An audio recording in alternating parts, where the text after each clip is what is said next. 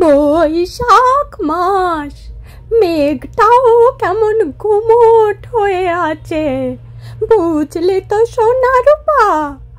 আজ বৈকালে মনে হয় ঝড় উঠবে। আজ আর তোমায় দোকানে যেতে হবে না দিদিমা। কি মজা, কি মজা, আজ দিদিমার ছুটি ছুটি। না না, আজ হাটবার, আজকে ছুটি করলে হয় নাকি? আজ তো যেতেই হবে। কিন্তু দিদিমা, বিকেলে যদি ঝড় ওঠে কিংবা বৃষ্টি হয়? তুমি ফিরবে কেমন করে দিদিমা? সেরকম জোরে যদি ঝড় ওঠে বা বৃষ্টি হয়, তাহলে সেখানেই দোকানে ঝাঁপ বন্ধ করে রাত কাটাতে হবে। এছাড়া তো আর অন্য পথ দেখছি নে। সোনা মেয়ে, লক্ষ্মী মেয়ে, যাই আমি তাহলে আসি। হ্যাঁ দিদিমা, আর দেরি করো না।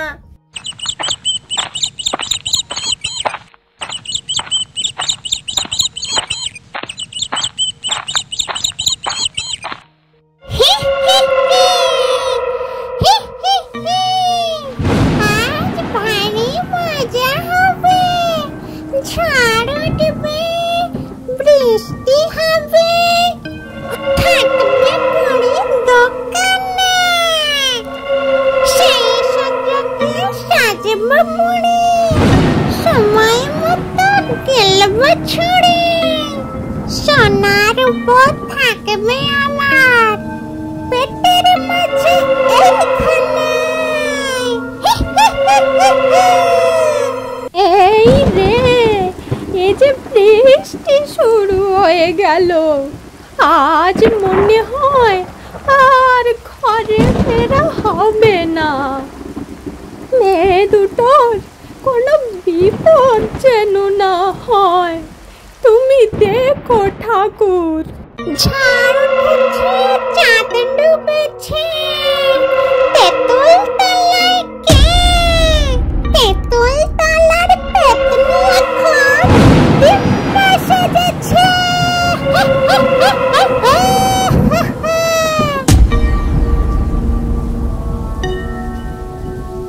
সোনা রূপা, দরজা খোল মা। এই যাই দিদিমা। এ কি, একদম ভিজে গেছো যে, ঘরে এসে হাত পা মোছো। একটু কাছে আয় সোনা মা, একটা পায়ে আর চলতে পারি নে যে। একটা পা কেন? তোমার আরেকটা পায়ের কি হলো? একটা পায়ে খুব লেগেছে রে, তাই পা গুটিয়ে আছি। আহারে, কি করে লাগলো দিদিমা? আর বলিস নে, এমন ঝড় উঠলো, ঝড়ের দাপটে একটা গাছ উপড়ে এমন পড়লো, পড়বি তো পড়, আমার ঠ্যাংটার উপরেই পড়তে হলো। ইস, খুব লেগেছে তাহলে। গরম তেল মালিশ করে দেব, আরাম লাগবে। ওরে না না, তোরা এত ব্যস্ত হোস না বাছা। তুমি না বললে হবে? লণ্ঠনটা সামনে এগিয়ে নিয়ে আসি, অন্তত গরম সেক তো দাও। ওরে, লণ্ঠনটা আনিসনি, অত আলো চোখে সইবে না। সে কি, আলো চোখে সইবে না? কেন গো দিদিমা? তবে কি চোখেতেও? না না, গাছ পড়েনি, বাজ পড়েছে, তাই আর চোখেতে আলো সইছে না। কই দেখি দেখি, ভালো করে দেখি তো তোমার চোখ দুটো, কোথায় বাজ পড়েছে?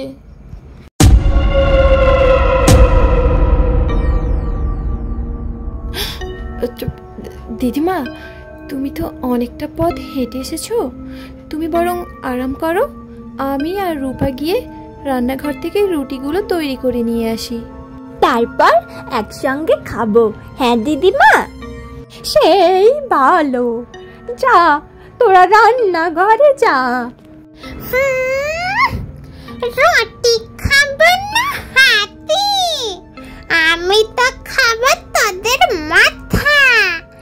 সেই জন্যই তো অপেক্ষা করছি কখন তোরা ঘুমাবি আর তোদের ঘাড় মটকে খাবো। আমার চিৎকার চেঁচামেচি ভালো লাগে না, তাই তোদের ঘুমানোর অপেক্ষায় আমি রয়েছি। দিদি, রুটি তো করাই আছে, তুই আবার রুটি করবি বললি? আস্তে আস্তে, শুনতে পাবে যে। কি শুনতে পাবে রে দিদি? চুপি চুপি কানে কানে শোন, এই আমাদের দিদিমা নয়। দিদিমা নয়? তাহলে কে রে দিদি? দিদিমা গল্প করতো না, ওই তেঁতুল গাছে একটা পেতনি থাকে, ওই পেতনিটার নাকি একটাই পা। মেয়ে দুটো রান্নাঘরে গিয়েছে, কিন্তু কোনো তো গরম রুটির গন্ধ পাচ্ছে না। কে রে সোনা রূপা, কোথায় গেলি তোরা? দিদিমা, রূপার শরীরটা না ভালো না, কিরকম গা বমি বমি করছে। চল চল, বাইরে চল, ঘর নোংরা করিস না। এই ঝড় জলে বাইরে গিয়ে কাজ নেই। এ বাবা, ঘরে নাকে গন্ধ লাগবে যে, দাওয়াই নিয়ে গিয়ে করাই ওকে। ঠিক আছে, যা যা রূপা, তুই বাইরেই যা। আর সোনা, তুই বরং আমার কাছেই থাক। তা কি করে হয় দিদিমা, ওইটুকু মেয়ে, তার উপর অসুস্থ, ওকে কি একা ছেড়ে দিতে পারি? চল চল, আর দেরি করিস না।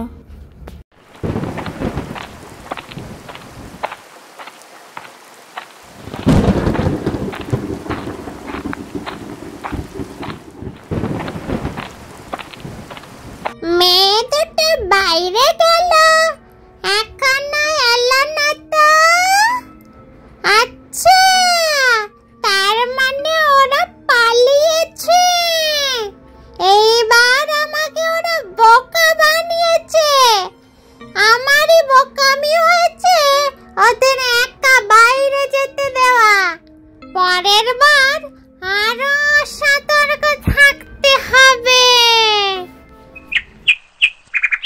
আহারে, ফুলের মতন দুটি নিষ্পাপ মেয়ে নিশ্চয়ই ভয় পেয়েছে। আগে ওদের জ্ঞানটা ফেরাই, তারপর ওদের মুখ থেকে শোনা যাবে কি বা হয়েছিল ওদের। সোনা, রূপা, আরে গেলি কোথায়? দরজাটা এভাবে হাট করে খুলে রেখে কোথায় গেলি রে তোরা?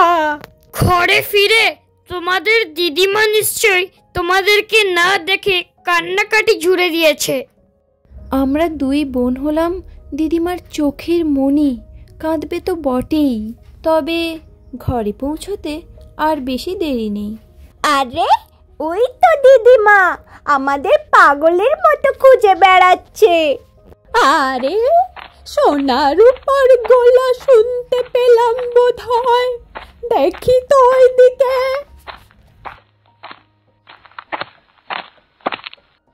আরে সোনা রূপা, কোথায় ছিলি তোরা?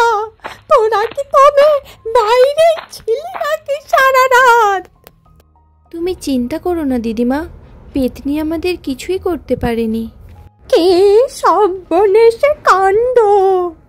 আমি আর কখনো তোদের একলা পেলে দোকানে রাত কাটাবো না।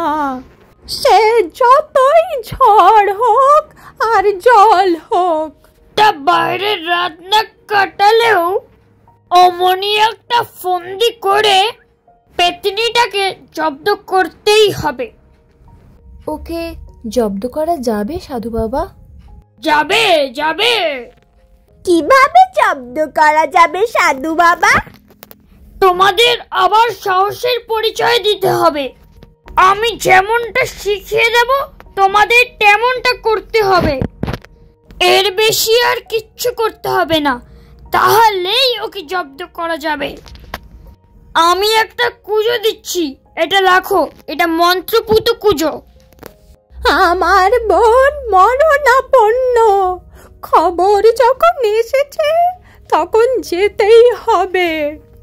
আমার ফিরতে 2-3 দিন সময় লাগবে, তোরা সাবধানে থাকিস কেমন? আমি তাহলে এখন আসি রে। দুগ্গা দুগ্গা। গণেশ গণেশ। রাত হয়েছে, চাঁদ ডুবেছে, তেঁতুল তলাইতে, তেঁতুল তলার পেতনি আবার ডিম্মা সেজেছে। আগের বার আমার এই পাটা আমি তেঁতুল গাছেই ভুলে গিয়েছিলাম, তাই ওই 2 নাতনি আমায় চিনে ফেলেছিল। এইবার আর ভুল করব না, এবার আমি 2 পা নিয়ে যাব। সোনা, রূপা, দরজা খোল মা, আমি দিদিমা। তুমি মিথ্যে কথা বলছো, তুমি ওই তেঁতুল গাছের পেতনি। আমরা দরজা খুলবো না। কি মুশকিল, আমার বোনের বয়স হয়েছে, সে মরলেই বা কি আর বাঁচলেই বা কি? আমিও তো 2 দিন পর স্বর্গে চলে যাব, তখন না হয় ওপরে গিয়েই ওর সাথে দেখা করে নেব। এখন আমি আমার নাতনিদের সঙ্গে থাকতে চাই, তাই ভেবেই তো ফিরে এলাম। এ কি দিদিমা, তোমার যে দেখি সত্যি 2 পা। আমরা তো ভেবেছিলাম ওই পেতনিটা এসেছে, কিন্তু তুমি তো সত্যি সত্যি এসেছো দিদিমা। মাথার ওপরে ওই কুজোটায় কি আছে রে সোনা? সে কি তুমি জানো না দিদিমা? আগের দিন তো খেয়াল করিনি কুজোটা। আগের দিন মানে? ইয়ে মানে আগে কখনো খেয়াল করিনি। সে কি তুমি তো নিজেই আগের দিন কুঁজোটায় ঝোলা গুড় ভরে টাঙিয়ে রাখলে, এত তাড়াতাড়ি ভুলে গেলে দিদিমা? আসলে বোনের চিন্তায় মাথাটা একেবারেই ঠিক নেই, তাই। ওসব কথা ছাড়ো দিদিমা, তুমি বরং আমাদের একটা গল্প শোনাও। গল্প করতে করতে ঘুমোলে তখন আর মন খারাপ থাকবে না। আমি তো রোজ গল্প বলি, আজ তুই বল সোনা, আমি বরং শুনি। বলবো, শোনো তাহলে। অনেক অনেক দিন আগে চন্দনগড়ের কাছে একটি ভূতপোতার মাঠ ছিল। সেই মাঠের ধারে ছিল একটি ছোট্ট কুঁড়ে, আর সেই কুঁড়েতে বাস করত এক বৃদ্ধা তার আদরের 2 নাতনির সাথে। আর সেই কুঁড়ের সামনে ছিল একটি তেঁতুল গাছ। সেই তেঁতুল গাছে ছিল একটি দুষ্টু পাজি একপেয়ে পেতনি।